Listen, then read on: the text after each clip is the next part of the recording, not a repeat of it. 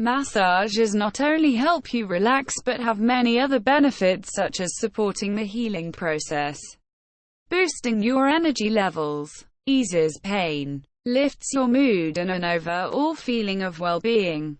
It is hands-on treatment, meaning a therapist manipulates muscles and other soft tissues of the body. There are a variety of massages that go from gentle stroking, also known as effleurage, and kneading of muscles and other soft tissues, to a deeper, more intense technique.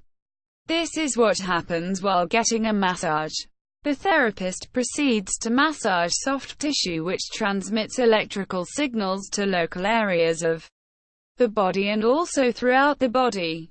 In the process, these signals help heal damaged muscle, improve circulation, detoxify by getting rid of waste products via the lymphatic system, boosts the immune system, reduces pain and creates a calming effect. There is scientific evidence that shows how effective massage can be in reducing pain and improving quality of life in cancer patients, people with autism, back pain, atopic dermatitis, ADHD, attention deficit hyperactive disorder, bulimia, cystic fibrosis, diabetes and arthritis. It is also very useful for lowering blood pressure.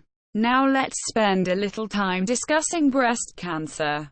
The term breast cancer is when there is an abnormal growth of cells which come together to form one or more tumors in the breast. Both men and women can have breast cancer, but as we are all aware of, it does occur more in women. Statistics show that approximately 230,000 women and 2,300 men in the US are diagnosed with breast cancer each year. Breast cancer most commonly occurs in the cells of the ducts, tubes that carry milk from the lobule to the nipple, known as ductal cancer, but can also occur in the cells that line the lobules, milk-producing glands, known as lobular cancer. It can also occur in the fatty and fibrous tissues of the breast, although this happens less frequently. Another important fact is the main cause of breast cancer is when a mistake is made during cell division, a genetic abnormality. Abnormal cells inherited from your parents only cause 5 to 10% of cancers.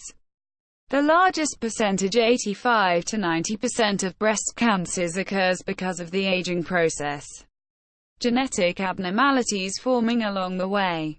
Now that we have an overview of massage and breast cancer, let's check out this study.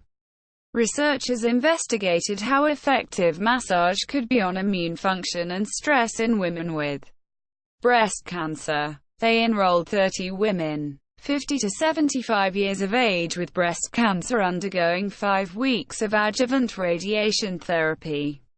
The protocol was 15 women were to be administered massage in the form of a full-body light pressure effleurage treatment for 45 minutes.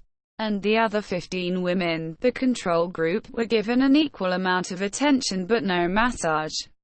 The results were the massage group experienced significant reduction in the deterioration of NK cell activity which occurs during radiation treatment, while the control group did not.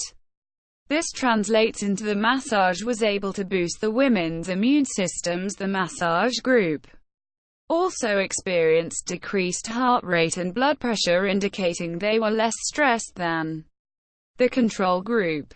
These findings are great news for breast cancer patients, and further studies should certainly be conducted. Massage is becoming more and more in the limelight as to how beneficial it can be with so many illnesses, and let's not forget how relaxing and absolutely wonderful it can feel.